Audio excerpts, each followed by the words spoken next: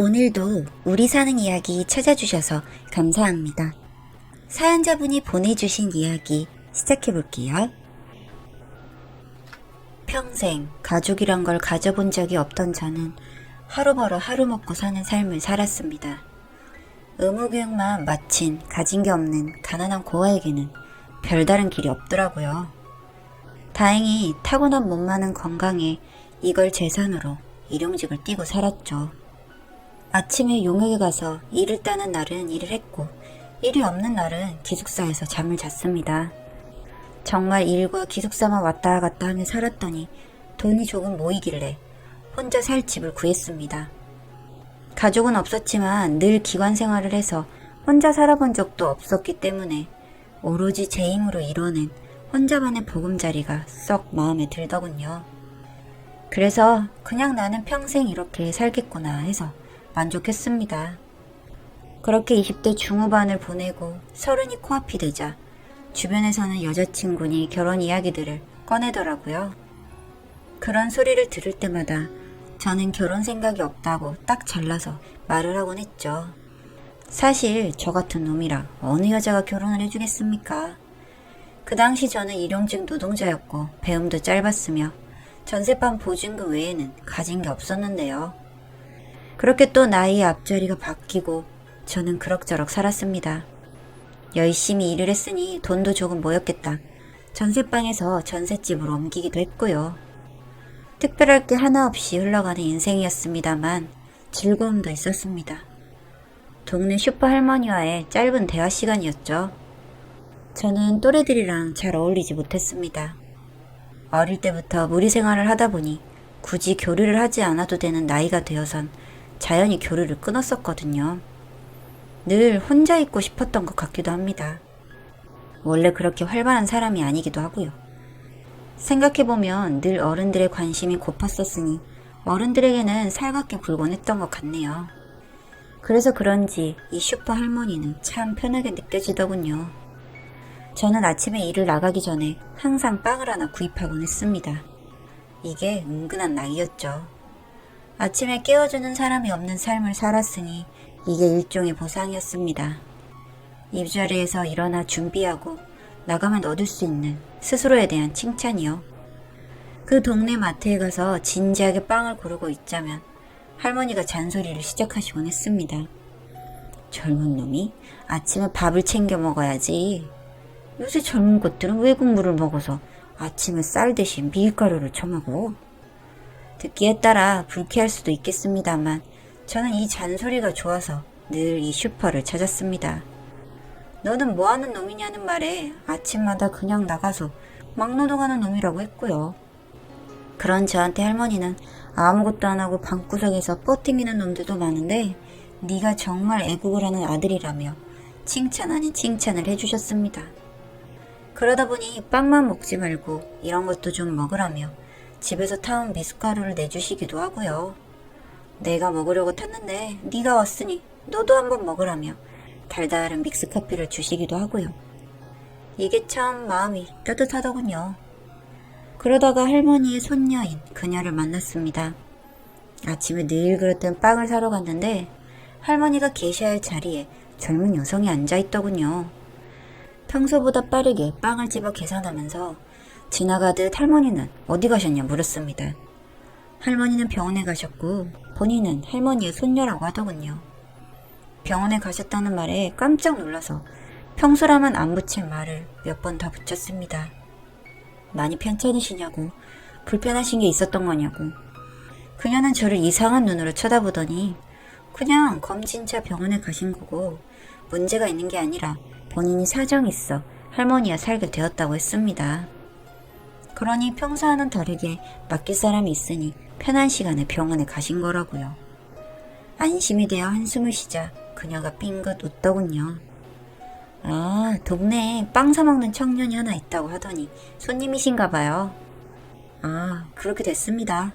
또 할머니랑 이야기하는 게 재밌기도 해서. 할머니가 칭찬 많이 하시더라고요. 출근길이신가 본데 잘 다녀오세요. 별 대화 아니었는데도 얼굴이 붉어졌습니다. 웃는 모습이 예쁘다고 생각했고요. 저한테는 첫사랑이었던 것 같습니다. 그 전에는 살기 바빠 사랑을 몰랐는데 그녀한테 첫눈에 반한 거지요. 저는 그 다음부터 더 뻔뻔해져서 할머니한테 그녀의 정보를 캐내기 시작했습니다. 한 번 결혼에 실패해 돌아온 사람이라 하더군요. 일방적으로 이혼을 당했다며 할머니가 열을 내시는데 저는 내심 결혼한 사람이 아니라니 다행이구나 하며 한숨을 쉬었습니다. 물론 그때까지도 저는 저에게 자신이 없어 마음을 표현할 생각이 없었죠. 그러던 어느 날 그녀가 저한테 불쑥 말을 걸더라고요. 그쪽한테 관심이 있다고. 그리고 그쪽도 저한테 관심이 있어 보인다고. 제 착각이냐고요. 얼굴이 붉어서 어물어물하고 있으니 자기가 착각한 게 아니면 생각해보라고. 괜찮다면 만나보고 싶다고요. 할머니도 좋아하시니까요. 툭 던지는 말이 참 사랑스럽게 느껴졌습니다. 저는 좋다 소리보다 고맙다는 소리부터 입에서 나왔고 그녀는 이상하다는 표정으로 또 저를 쳐다봤습니다. 대체 항상 뭐가 그렇게 고마워요? 저는 살짝 입술을 내민 그 표정을 참 사랑했던 것 같습니다. 그 다음에는 늘 행복의 연속이었습니다. 꿈결을 걷는 것 같았고 막노동도 힘들지가 않더라고요. 다른 일을 해볼까 생각도 했지만 지금보다 나은 사람이 되어 그녀 옆에 있고 싶었거든요. 하지만 늘 시도는 잘 되지 않았고 그때마다 그녀는 저한테 웃으며 말했습니다. 사람 일이 한 번에 잘 되는 게 아니야. 아무것도 안 되면 우리 슈퍼 물려받아서 할머니랑 같이 장사하면 되지. 한 번 힘든 일을 겪었던 사람인데도 그렇게 밝고 예쁠 수가 없었습니다. 천성이 우울한 저는 이렇게 밝은 내 여자한테 빠져들었고 늘 불안에 떨었습니다. 사실 마음이 늘 아슬아슬했습니다. 이렇게 예쁜 여자가 왜 나 같은 놈이랑 만나주고 있는 건지 제 나쁜 머리로는 이해가 가지 않더군요. 그랬더니 그녀가 저한테 청혼을 하더군요. 자기는 결혼 경험이 있다. 그러니까 시건조촐하게 치르자. 대신 네가 불안하지 않으면 그걸로 되었다고요.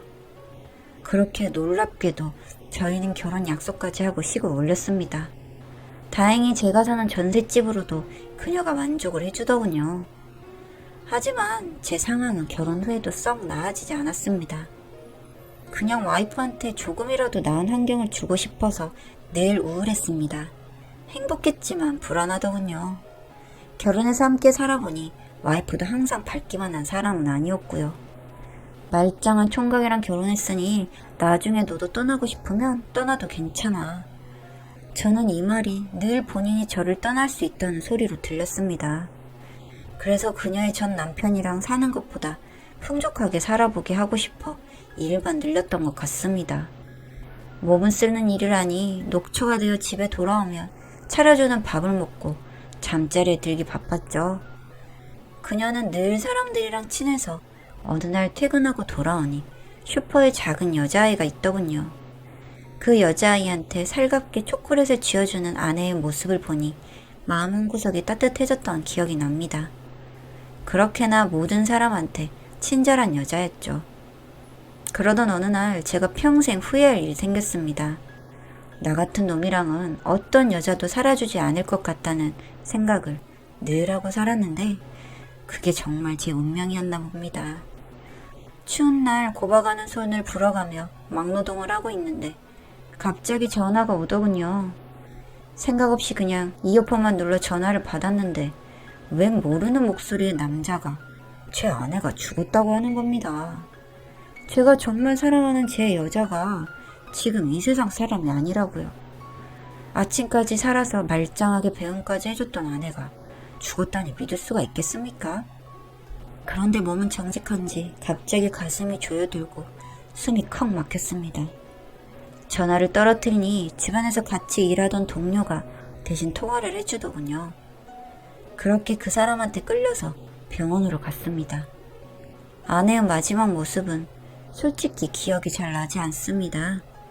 보호자가 전이 분명 확인도 제가 했고 장례도 제가 치렀는데 기억이 많이 나지 않아요. 그냥 꺼멓게 탄 덩어리 같은 것이 내 사람이다 하니 저도 그렇군요 했습니다.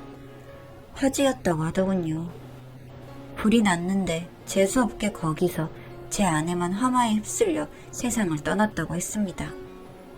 사람이 너무 큰 충격을 받으면 눈물도 나지 않다고 하던가요? 장례식도 기억이 안 나고 이제 처갓집 할머니가 되신 슈퍼 할머니가 눈물을 쏟으며 저를 흔드시는 것도 희미하게만 기억이 납니다. 일도 나가지 않았고 죽은 듯 집에서 잠만 잤던 것 같습니다. 그렇게 살다 어느 날 딱 자고 일어났는데 그냥 미친 듯이 눈물만 쏟아지더군요. 사람이 그렇게 눈물을 비우듯 흘릴 수 있다는 걸 처음 알았습니다. 살면서 가져본 게 많지 않아 잃었을 때는 더 아프더군요. 그제서야 정신이 좀 들었고 제 아내가 어디에서 왜 죽었는지 궁금해졌습니다. 화재 현장을 알아보니 보육원이더군요. 이 사람이 보육원에 갈 일이 뭐가 있나 싶어 무작정 찾아갔습니다.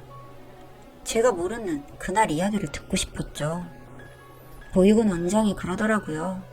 아내가 방문한 날 불이 났고 하필이면 불이 난 방에 아내가 찾아간 아이가 있어 그 아이를 데리러 뛰어들었다가 화상을 입었다고요. 어떻게든 아이를 밀어내 아이는 살았지만 아내는 너무 많이 다쳐 나올 수가 없었다고요. 어찌 생명을 붙어 나왔지만 병원에서 그렇게 된 것 같다고 안 됐다고. 이야기를 듣는데 대체 어떤 아이를 보러 온 건가 싶어 보여달라고 했습니다. 그리고 아이 얼굴을 보자마자 자초지종을 알겠더군요. 아이가 너무나도 아내의 얼굴을 닮아 있었습니다. 눈물이 흔해졌는지 또 눈물이 쏟아졌습니다. 아이를 붙잡고 한참을 울었죠. 원장이 가만히 아이와 저를 보더니 이미 아는 것 같아 말을 해주겠다고 했습니다. 죽을 때까지 비밀로 가져가기로 했는데 이미 아내가 세상을 떴으니 말을 하겠다고요. 이 아이는 와이프의 딸이 맞고 양육권을 가져간 아내의 전 남편이 버리고 간 것이라 했습니다. 아내는 전 남편의 바람으로 정말 일방적으로 이혼을 당했더군요. 일 한번 해보지 않는 사람이라 속수무책으로 당하기만 한 모양이었습니다. 그렇게나 아내가 착한 사람이었거든요. 어떻게든 양육권은 가져오겠다고 했지만 상간녀는 양육비를 보내는 것이 아까웠는지 아니면 아이를 사이에 두고 전 남편과 제 아내가 연락을 하는 것이 싫었던지 본인들이 아이를 기르겠다고 한 모양입니다. 그 소식이 끊겼는데 이 짐승 같은 사람들은 아이를 보육원에 맡겼다고 합니다. 아내는 아무것도 모르는 채로 할머니 집으로 가서 절 만났고 식을 올린 거죠. 그런데 저랑 결혼하고 얼마 안 되어 딸이 엄마를 찾아간 모양입니다. 가게에서 이야기를 나누고 있던 그 아이가 이 아이라고 하더군요. 그런데 이 착한 여자는 저한테 아이를 같이 키우자고 할 자신이 없어 말을 못한 모양입니다. 그렇게 보육원의 출석 도장만 마냥 찍고 살았던 거죠. 그때는 얼굴을 자세히 보지 않아 몰랐는데 그게 이렇게 천추의 한이 되다니요.